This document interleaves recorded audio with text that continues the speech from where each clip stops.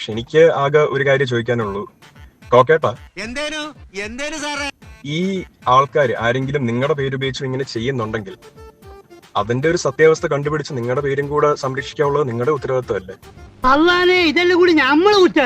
എന്നോട് ചോദിച്ചത് 1 ലക്ഷം രൂപയാണ്. 1 ലക്ഷം രൂപ കൊടുക്കുകയാണെങ്കിൽ അശ്വന്ത് കോക്ക് നെഗറ്റീവ് റിവ്യൂ പറയത്തില്ല. ഞാൻ 1 ലക്ഷം രൂപ ആവശ്യപ്പെടുന്ന തെളിവ് നിന്റെ അടുത്തുണ്ടോ? ലോഹ്യം മറ്റുള്ളവരുടെ മുമ്പ് ചിന്ന കൊച്ചാക്കാൻ നോക്കേണ്ടല്ലോ. അശ്വന്ത് കോക്കിന്റെ പേര് അദ്ദേഹം നേരിട്ട് വിളിച്ചിട്ടുണ്ട്, അദ്ദേഹം ക്യാഷ് ഡിമാൻഡ് ചെയ്തു എന്നല്ല നമ്മളിവിടെ പറഞ്ഞിട്ടുള്ളത്.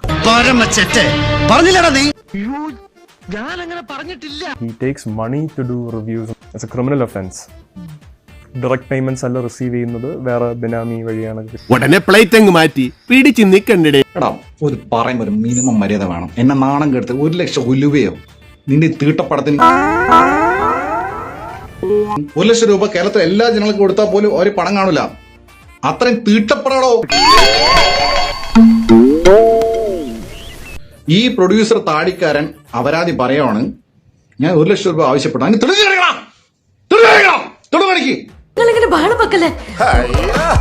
ഫ്രോഡുകൾക്ക് ഇത്ര മര്യാദയേ ഉള്ളൂ. ഇനി ഞാൻ ഒച്ചയെടുത്ത് സംസാരിക്കും. അതപ്പച്ചാണ് നിന്റെ 1 ലക്ഷം. പോടാ പോടാ എന്റെ കൺമുമ്പിൽ നിന്ന് പോടാ. തൽക്കാലം ഇത്രയും മതി. വരട്ടെ.